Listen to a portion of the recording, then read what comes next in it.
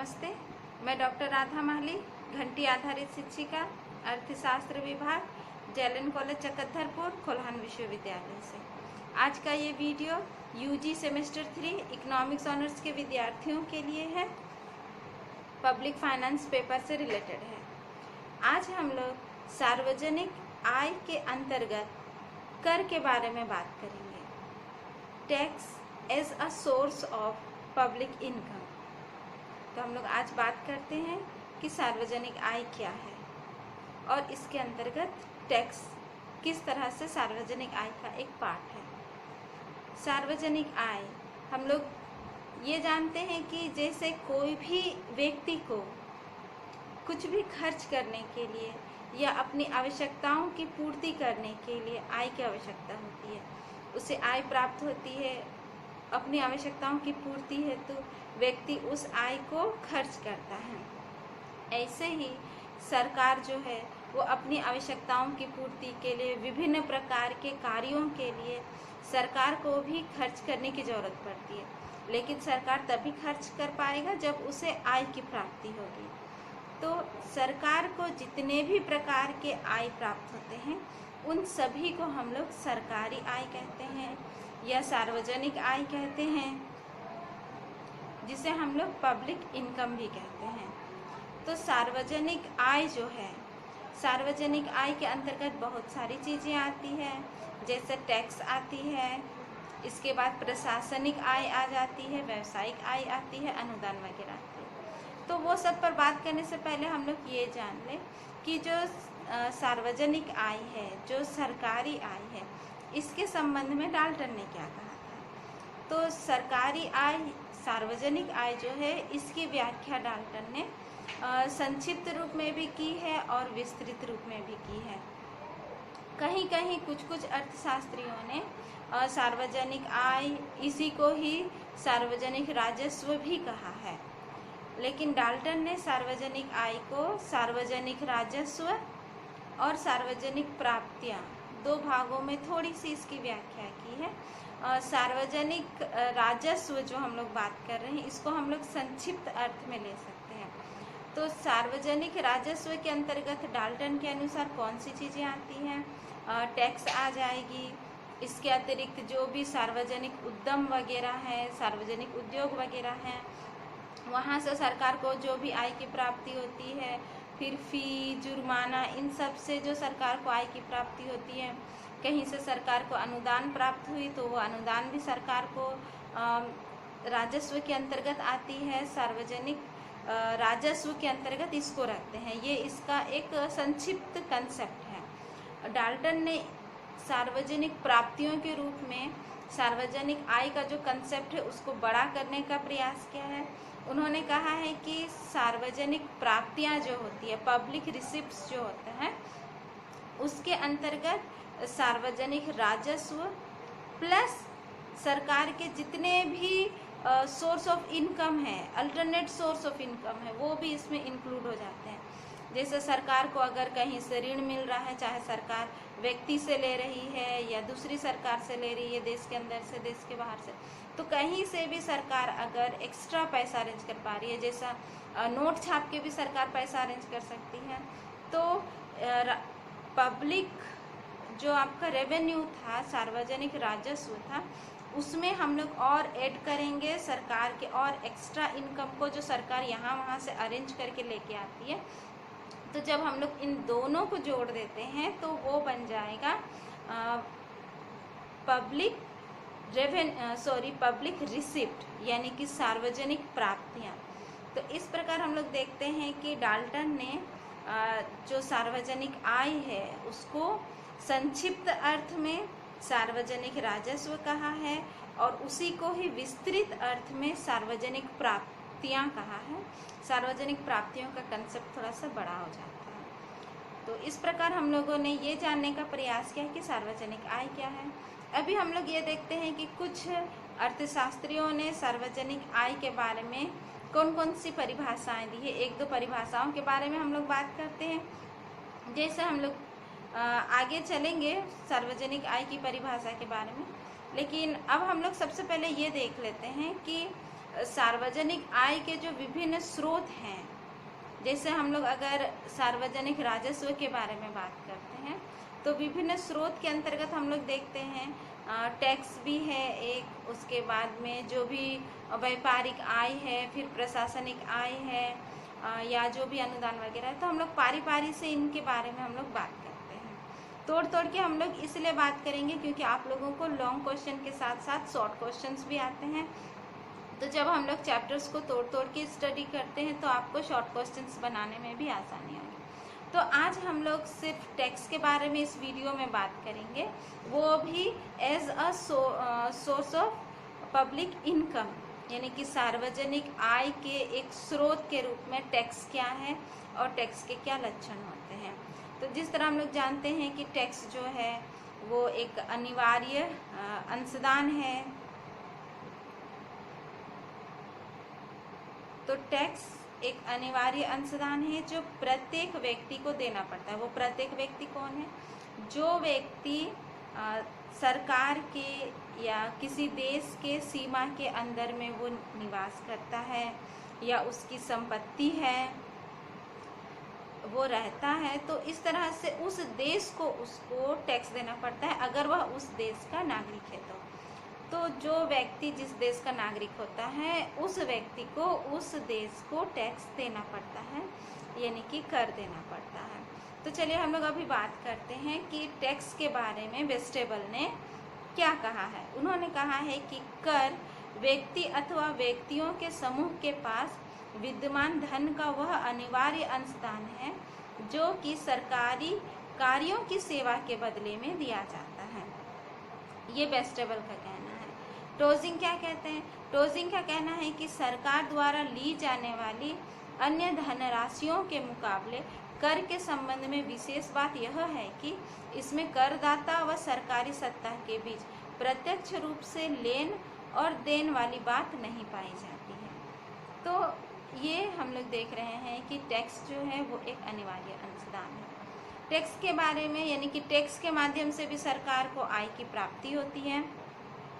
Tax के अलग अलग प्रकार के बारे में हम लोग उन दूसरे वीडियोस में बात करेंगे। आज हम लोग सिर्फ टैक्स क्या है इसके लक्षण के बारे में बात करते हैं या इसकी विशेषताओं के बारे में बात करते हैं, ताकि टैक्स का एक कंसेप्ट हमारे दिमाग में क्लियर हो पाए कि टैक्स है क्या। तो अगर हम लोग टैक्स की विशेषताओं के बारे में बात करते हैं तो टैक्स के संबंध में समझ विकसित करने में बहुत आसानी होगी। तो सबसे पहले हम लोग देखते हैं कि टैक्स जो है वो एक अनिवार्य भुगतान है। अनिवार्य भुगतान यानी कि व्यक्ति को उसको देना ही है, अपनी आय में से कुछ भाग टैक्स के रूप में सरकार को देना ही है। अनिवार्य मतलब ये कंपलसरी है, व्यक्ति देने से मना नहीं करता है। तो जिस व्यक्ति को कर देना है उसे देना ही पड़ता है, सरकार को देना ही पड़ता है। तो ये एक अनिवार्य अंशदान है, इससे व्यक्ति पलट नहीं सकता है। दूसरा हम लोग देखते हैं कि इसमें व्यक्तिगत दायित्व होता है। व्यक्तिगत दायित्व का मतलब सरकार जिस व्यक्ति पर कर लगाती है तो सरकार ये उम्मीद करती है, आशा करती है कि वह व्यक्ति स्वयं उस कर को अदा करे या किसी दूसरे से अरेंज करके वो अदा करे। दैट मीन्स वो स्वयं अभी कर को पे कर दे और बाद में कहीं और से उसको खुद वो कलेक्ट कर ले।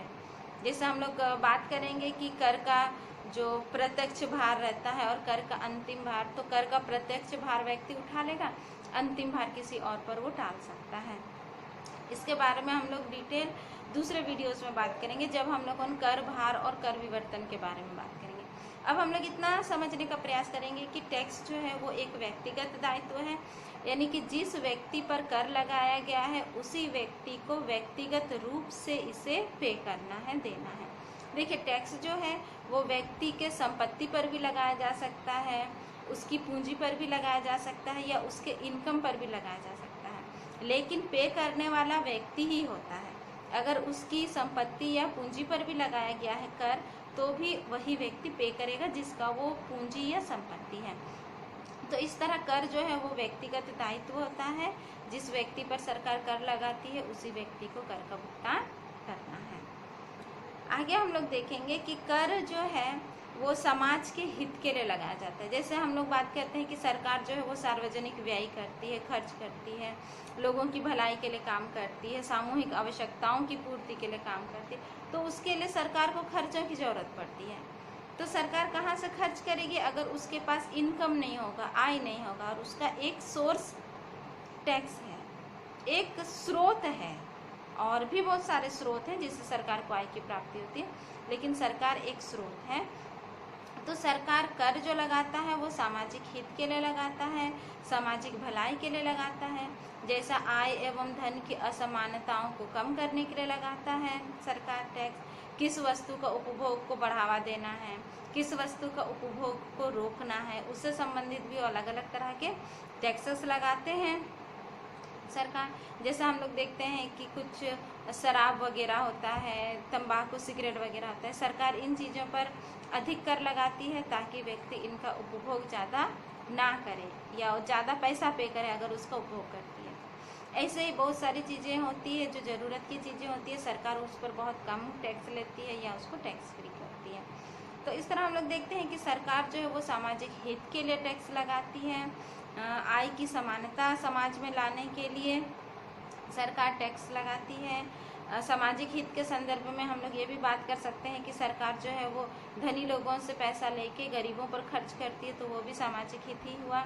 समाज के किसी विशेष वर्ग पर भी सरकार विशेष खर्च करती है। तो इस तरह से टैक्स से जो भी कलेक्ट होता है वो सामाजिक हित के लिए प्रयोग होता है। और इससे देखिएगा कि समाज में नैतिकता की भावना भी बढ़ती है, क्योंकि जब व्यक्ति टैक्स पे करता है तो उसे त्याग की अनुभूति होती है, कष्ट की अनुभूति होती है, और वो जानना चाहता है कि हम जितना अमाउंट पे किए हैं टैक्स के रूप में, इस पैसे को सरकार कहाँ खर्च कर रही है, कैसे लगा रही है।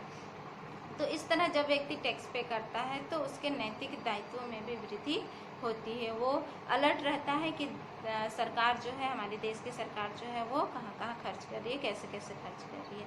तो इससे एक देश भावना जो है व्यक्ति के अंदर में वो प्रेरित होती है, देशभक्ति की भावना विकसित होती है। तो हम लोग यहाँ देख रहे हैं कि टैक्स के माध्यम से जो है समाज के हित के लिए कर लगाया जाता है, टैक्स लगाया जाता है। आगे हम लोग देखेंगे कि सरकार जो टैक्स व्यक्ति से वसूलती है और बदले में जो सरकार जो भी सुविधा देती है, लाभ देती है, वो दोनों में कोई कनेक्शन नहीं है। ऐसा नहीं है कि जो व्यक्ति टैक्स पे करे उसी व्यक्ति को ही सरकार के व्यय से लाभ प्राप्त हो। ऐसा हो सकता है कि टैक्स पे करने वाला कोई एक व्यक्ति है लेकिन उसका लाभ प्राप्त करने वाला कोई दूसरा व्यक्ति है। तो इस तरह से ज़रूरी नहीं है कि जो व्यक्ति टैक्स पे कर रहा है, सरकार जो खर्च करे उससे बेनिफिट भी उसी व्यक्ति को मिले। बेनिफिट दूसरा व्यक्ति को भी मिल सकता है जिसने टैक्स पे नहीं किया है। तो इस तरह हम लोग देखते हैं कि कर और राज्य जो भी सेवाएं प्रदान करती है उसके बीच में कोई संबंध नहीं है। व्यक्ति ये क्लेम नहीं कर सकता है कि हम आपको टैक्स दे रहे हैं तो इसके बदले में मुझे ये सर्विसेज चाहिए, इस तरह से कोई व्यक्ति दावा नहीं कर सकता है। तो यहाँ हम लोग देख रहे हैं कि जो भी टैक्स होता है और जो भी सरकार व्यय करती है दोनों में संबंध नहीं होती, दोनों अपने अपने तरीके से होते हैं। नेक्स्ट हम लोग देखते हैं कि टैक्स जो है वो व्यक्ति की आय पर भी लगाया जा सकता है, उसकी पूंजी पर भी लगाया जा सकता है, लेकिन व्यक्ति टैक्स पे किससे करता है? व्यक्ति टैक्स पे करता है अपनी आय से। तो ये व्यक्ति का व्यक्तिगत कर रहता है जिसको उसको अपनी आय से ही पे करना पड़ता है। अपनी आय में से आप देखिएगा कि व्यक्ति जब भी कुछ आय अर्जित करता है तो उसको उपभोग और बचत पर वो लगाता है। तो टैक्स लेने के लिए, टैक्स पे करने के लिए व्यक्ति अपना उपभोग को तो बहुत कम नहीं कर सकता है, लेकिन अपना बचत में से कुछ राशि वो टैक्स के रूप में ज़रूर सरकार को दे सकता है।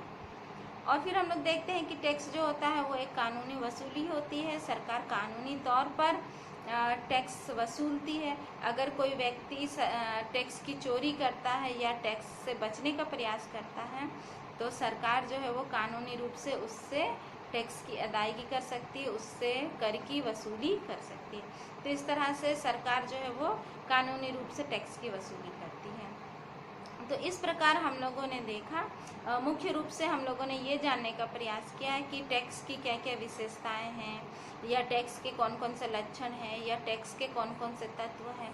तो इन सब चीज़ों पर बात करने के बाद दिमाग में एक बेसिक कंसेप्ट डेवलप हो गया कि टैक्स है क्या। उसके बाद फिर हम लोग दूसरे वीडियोस में बात करेंगे टैक्स के प्रकार वगैरह। तो इस तरह से हम लोगों ने आज के इस वीडियो में सीखा कि सार्वजनिक आय के स्रोत के रूप में टैक्स को हम लोगों ने जाना कि टैक्स के माध्यम से भी सरकार जो है वो सार्वजनिक आय प्राप्त करती है। टैक्स ही एकमात्र उपाय नहीं है सार्वजनिक आय प्राप्त करने का, बल्कि सरकार बहुत सारे उपायों से सार्वजनिक आय प्राप्त करती है। टैक्स उसमें से एक है, एक सोर्स है, बहुत सारे और भी हैं लेकिन टैक्स उसमें से एक है। तो इस तरह हम लोगों ने आज के वीडियो में जाना कि सार्वजनिक आय के रूप में कर को समझने का हम लोगों ने इस वीडियो में प्रयास किया। तो आज के लिए इतना ही, अगले वीडियो में मैं फिर उपस्थित होंगी। तब तक के लिए धन्यवाद।